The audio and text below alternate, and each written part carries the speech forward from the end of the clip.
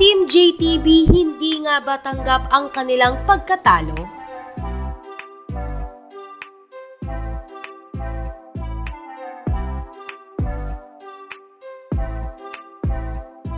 Tila may kurot kahit papaano kina Bong Navarro, Jug Sugueta at Teddy Corpus ang naging resulta ng magpasikat ng It's Showtime ngayong taon.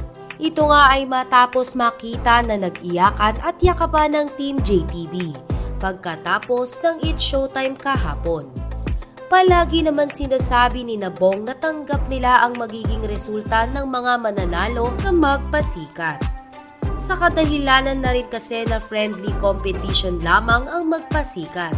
Dagdag pa dito na pamilya ang turingan nila sa bawat isa. Ngunit, hindi naman maalis na masaktan kapag alam mong hindi mo deserve ang nakuha mong premyo.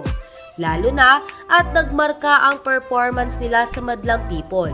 Isa pa ay para rin kasi sa kanilang mga napiling charity ang makukuhang premyo kaya naman talagang ibinigay nila ang kanilang best sa magpasikat.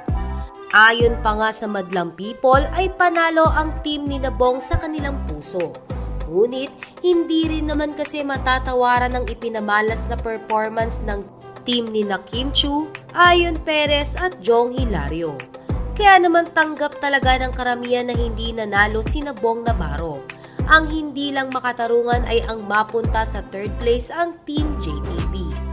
Kaya naman hiling ng madlang people na sa susunod na magpasikat ay magkaroon na ng fan votes para hindi na magkaroon ulit ng ganitong eksena.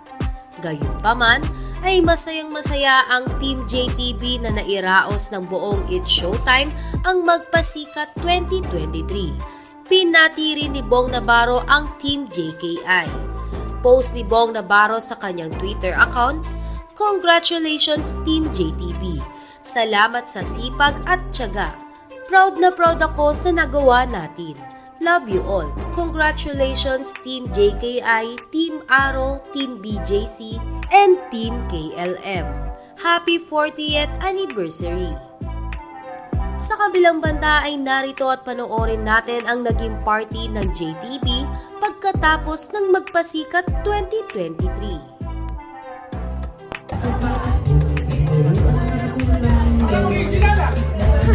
Uy, dyan to pare.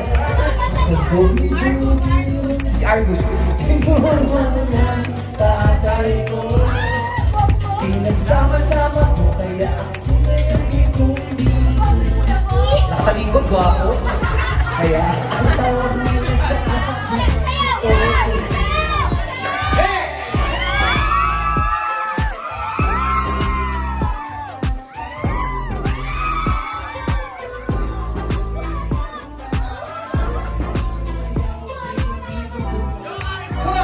Argus.